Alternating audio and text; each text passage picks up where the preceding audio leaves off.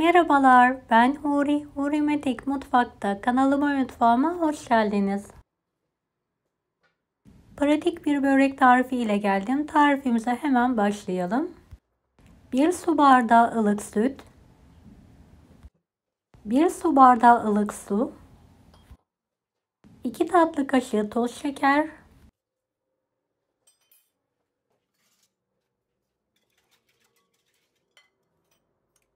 1 yemek kaşığı kuru maya, biraz eritelim. 4,5 su bardağına yakın unu azar azar ekleyelim. 2 tatlı kaşığı tuz. Yumuşak, ele yapışmayan bir hamur hazırlayalım.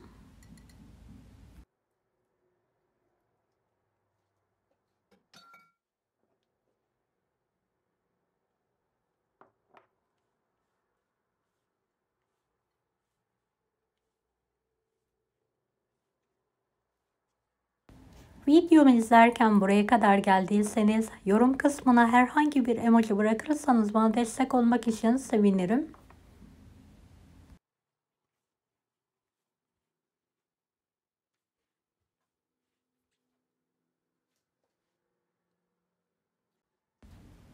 Evet, yoğurduğumuz hamuru aynı kaba alalım. Üzeri kapalı bir şekilde mayalanmayı bırakalım. Evet, iç harcı için kabak kullanıyorum. Kabakları rendeleyelim.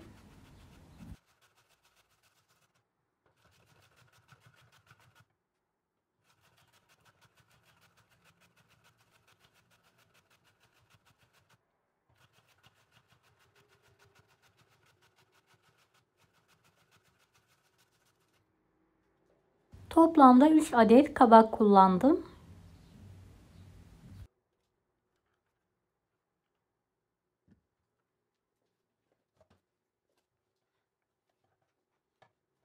Rendelenmiş kabağı süzgeçe alalım.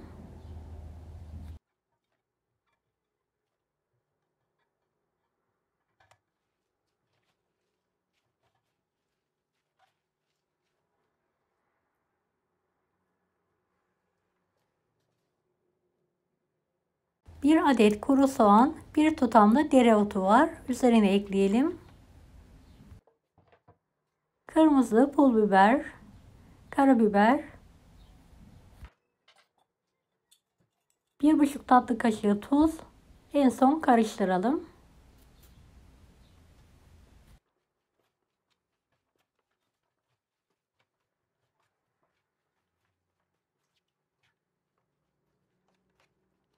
Süzgeçte bekleterek fazla suyunu süzdürelim.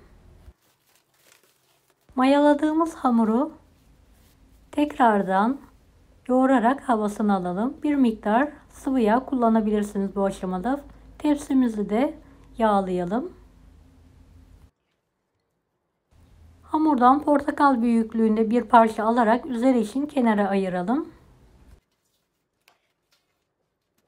Tepsinin her tarafını yağlayalım. Fazla yağını da iç harcına süzerek alalım. Büyük parça hamuru tepsiye alarak elimizi hafif bir şekilde yağlayarak sündürelim. Tepsi ebatında açalım.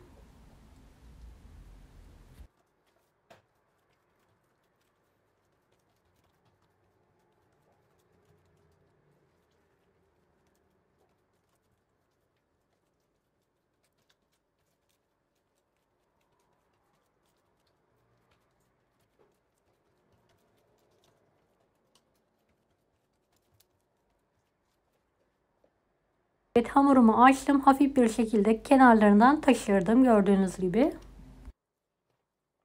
İç harcın fazla suyunu sıkarak üzerine alalım.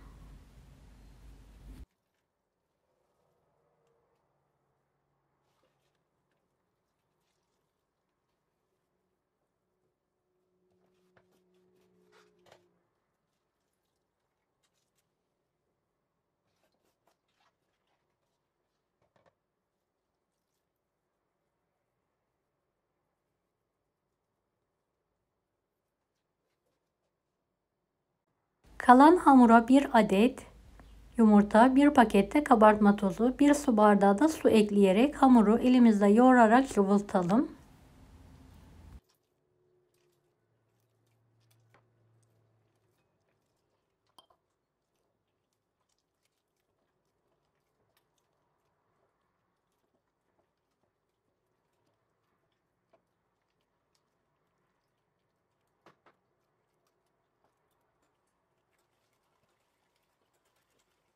Ara sıra da çırpıcı yardımıyla çırpalım.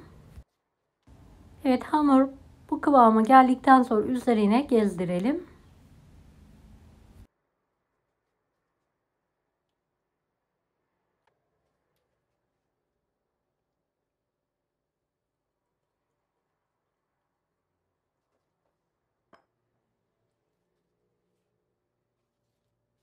Önceden ısınmış 180 dereceli fanlı fırında pişirmeyi bırakalım.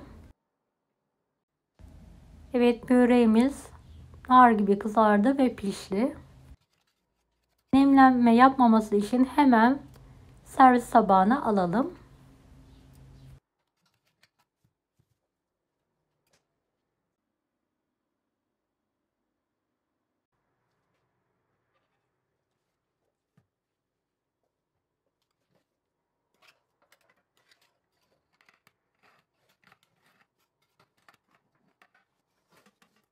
Evet, gördüğünüz gibi altı üstü her tarafı nar gibi kızardı.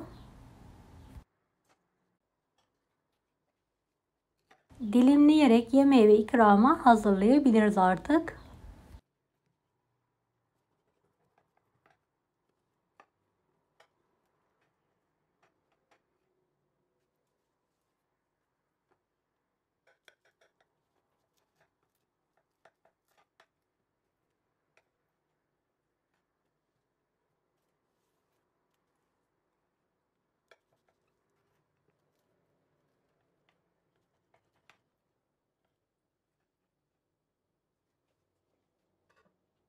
Sıcak sıcak tüketmenizi tavsiye ederim. Gerçekten çok pratik ve lezzetli bir börek.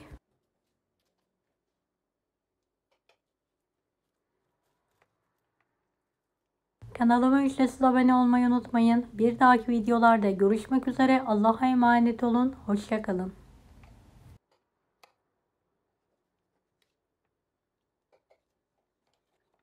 Daha farklı tarifler için bunları da izlemeyi unutmayınız.